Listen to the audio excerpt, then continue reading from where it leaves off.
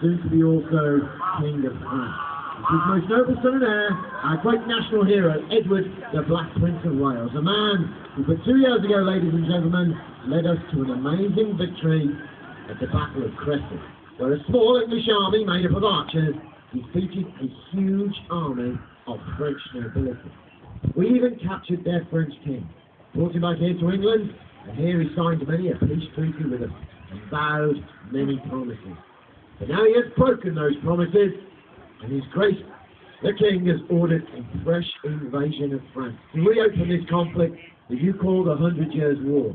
And to aid him in that most glorious of enterprises, the Earl of Warwick has had commissioned the building this great war engine, this siege catapult, this trebuchet.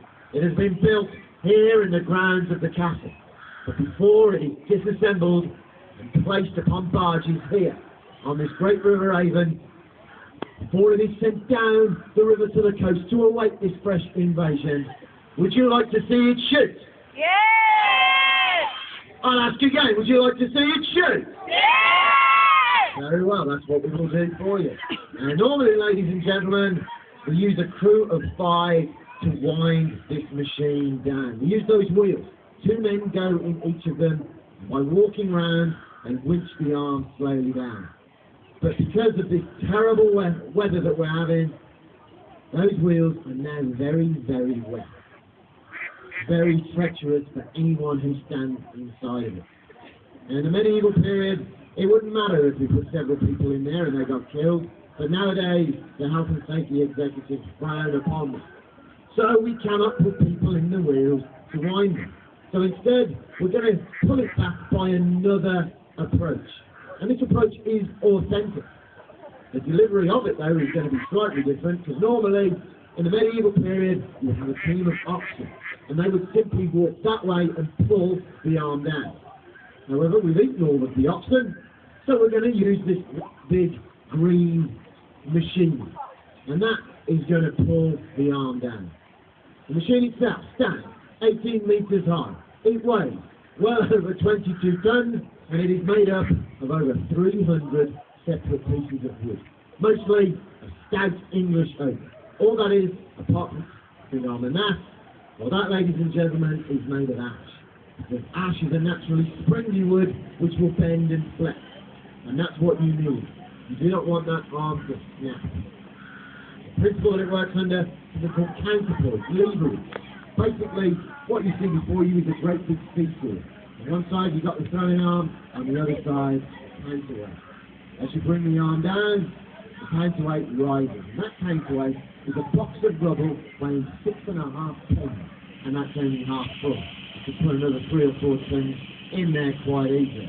Winching it down with leg power takes roughly about 15 minutes. With this great big green tractor, you can see we're doing that far more quickly. And if we are to take France by storm in this fresh invasion, it's not going to be an open battle, such as Crecy or Poitiers was. Now this time, it's going to have to be siege warfare. Slow and tedious. And in a siege, you've got 3 basic choices. The simplest is to surround the enemy and you block off every avenue in, every avenue out, and then you starve the people within into submission. But that can take too long. The second option is to build towers of wood and ladders tall, push them up to the walls, clamber up them, and then you fight for every square inch of the rampart. But much bloodshed will be had in that enterprise. So the third option, and the one we're going to take, is simply to smash our way in using these trebuchets. We wouldn't have one on its own, we'd have at least a dozen, all facing into the enemy's fortifications, and then it is the relentless pounding over and over again in the same section of wall that does the damage. When the arm is down, the master of the trebuchet locks it off using a trigger also hooked on a chain. That way, there's 2 things holding that arm down. If one breaks and fails, you've still got that fallback position of something else holding back that energy.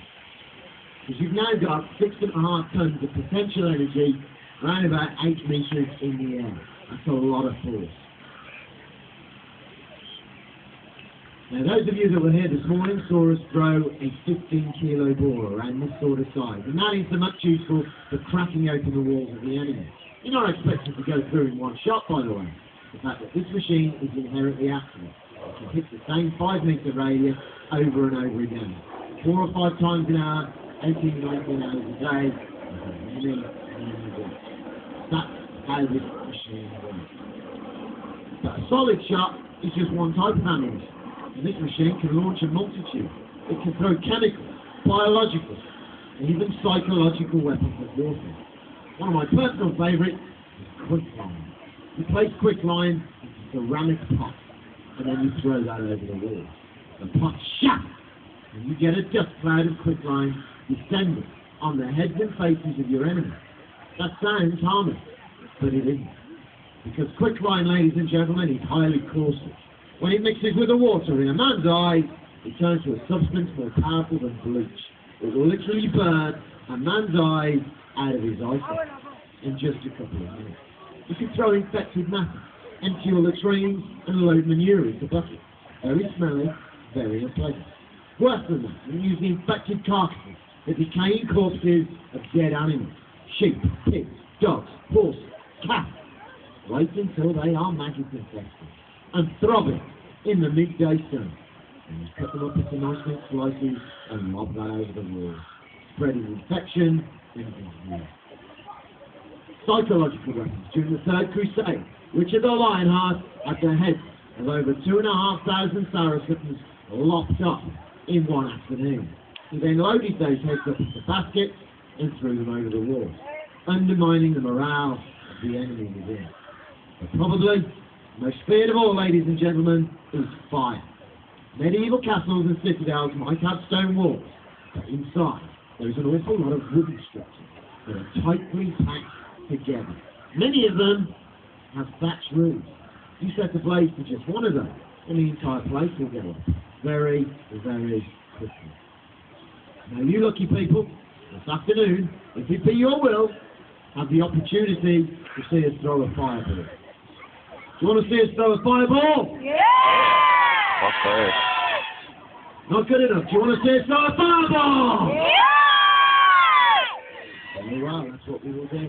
Fucking The hard. fireball is thrown in a slightly different way. You cannot put a burning ball into a rope sling bag. So we're tying that sling bag safely out of the way. Normally that's where you would put the solid shot. But with a burning ball, what we do is that has a ring set in the top of it. You attach that ring to a length of chain, a chain to a length of rope, and the rope hooks over the end of the arm. The ball itself is placed in a channel that runs between those two wheels. The ball is then covered in sackcloth, soaked in something called Greek fire, a highly secret recipe known only to master siege engineers. But it's a substance that's very sticky and very flammable.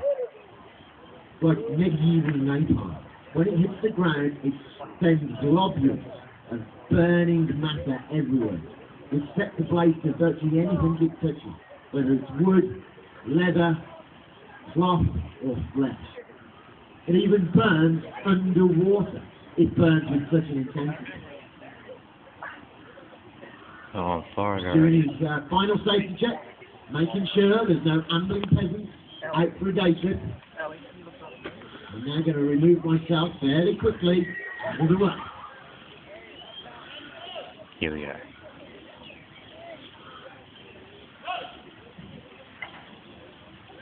So the ball goes into the trackway and he's hooked the rope over the end of the arm. He steps up onto the machine.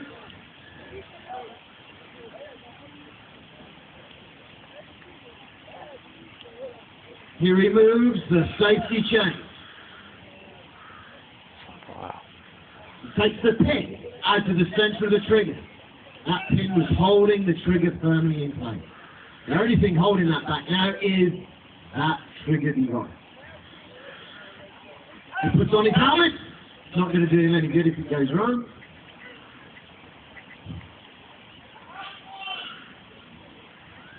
The ball is in. Here we go, ladies and gentlemen.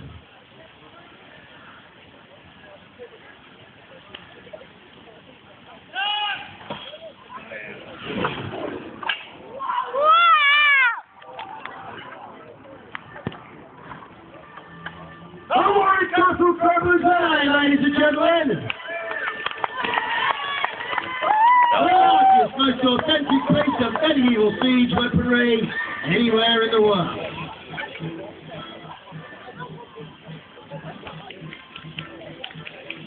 So we're just going to wait for the arms to stop swinging, the machine's going to be declared safe, and then we can remove this barrier, and you can have a look back over at the machine. Hope you've had a great day at the castle, ladies and gentlemen. Myself and the Love crew, this weapon. safe journey home. Thank you very much.